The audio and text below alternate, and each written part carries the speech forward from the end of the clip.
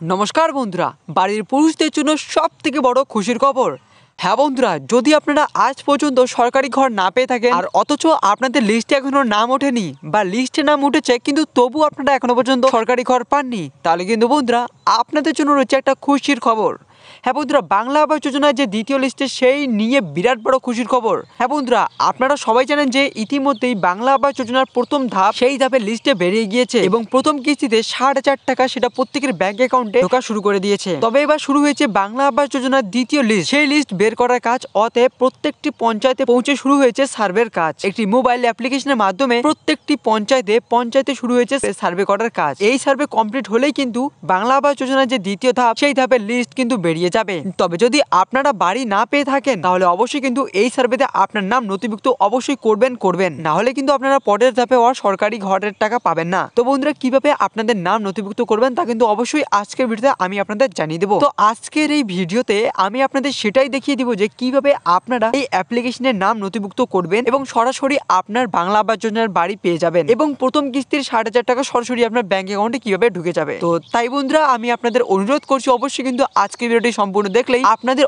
অনেক উপকার হতে চলেছে। তো কিন্তু অবশ্যই ভিডিওটি সম্পূর্ণ দেখবেন আর অবশ্যই কিন্তু আমাদের চ্যানেলে নতুন হয়ে থাকলে ভিডিওটিতে লাইক করে আমাদের চ্যানেলটিকে সাবস্ক্রাইব করে দিবেন। তো বন্ধুরা, আবারও আপনাদের জানিয়ে দিচ্ছি আজকের ভিডিওটি খুবই গুরুত্বপূর্ণ হতে চলেছে যদি আপনারা সরকারি ঘরের টাকা যদি আজ পর্যন্ত না পেয়ে থাকেন। তো চলুন বন্ধুরা, এবার দেখানো যাক ইউটিউবে প্রথম এরকম ভিডিও যেখানে কিন্তু আপনারা সত্যি করে জানতে চলেছেন যে কিভাবে আপনারা জানতে পারবেন যে আপনাদের ঘর কিভাবে আপনারা পাবেন এবং কিভাবে আপনাদের নাম আনতে লাগবে সরকারি ঘরের জন্য। তো চলুন এবার দেখে নেওয়া যাক। তো বন্ধুরা, সবার প্রথমে আপনাদের এই অ্যাপটি ইনস্টল করতে লাগবে।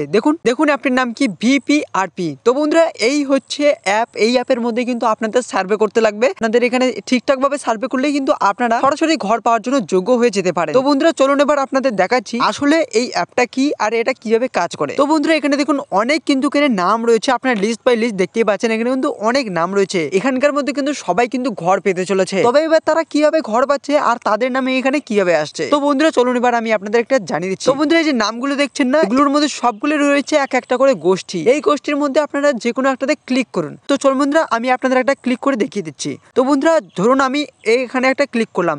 এবার দেখুন এখানে রয়েছে এনার বাড়িতে কতগুলো টয়লেট রয়েছে, গ্যাস কানেকশন রয়েছে কিনা, ইলেকট্রিসিটি আছে কিনা, PMY যোজনা আছে কিনা, ওল্ড পেনশন পায় কিনা, এর সাথে উইডো পেনশন, এটিতে ডিসেবিলিটি পেনশন কোনো রয়েছে কিনা, এই সমস্ত কিন্তু এক এক করে আপনাদের কিন্তু ফর্ম ফিল আপ ভালো করে করতে লাগবে। এরপর বন্ধুরা, এই সমস্ত কিন্তু ফিল আপ করার পর যদি আপনাদের সবকিছু ঠিকঠাক থাকে তাহলে কিন্তু আপনারা 60,000 টাকা পেয়ে যাবেন। হ্যাঁ বন্ধুরা, শুধুমাত্র আপনাদের কিন্তু এই সার্ভে কয়টা করলেই কিন্তু আপনাদের বাড়িতে কি কি আছে এইসব দিলেই কিন্তু আপনারা সরকারি ঘর পেয়ে যাবেন। তবে বন্ধুরা, এখানে একটা টুইস্ট রয়েছে। কি টুইস্ট? বন্ধুরা, এই অ্যাপের মধ্যে কিন্তু সার্ভে কিন্তু সবাই করতে পারবে না।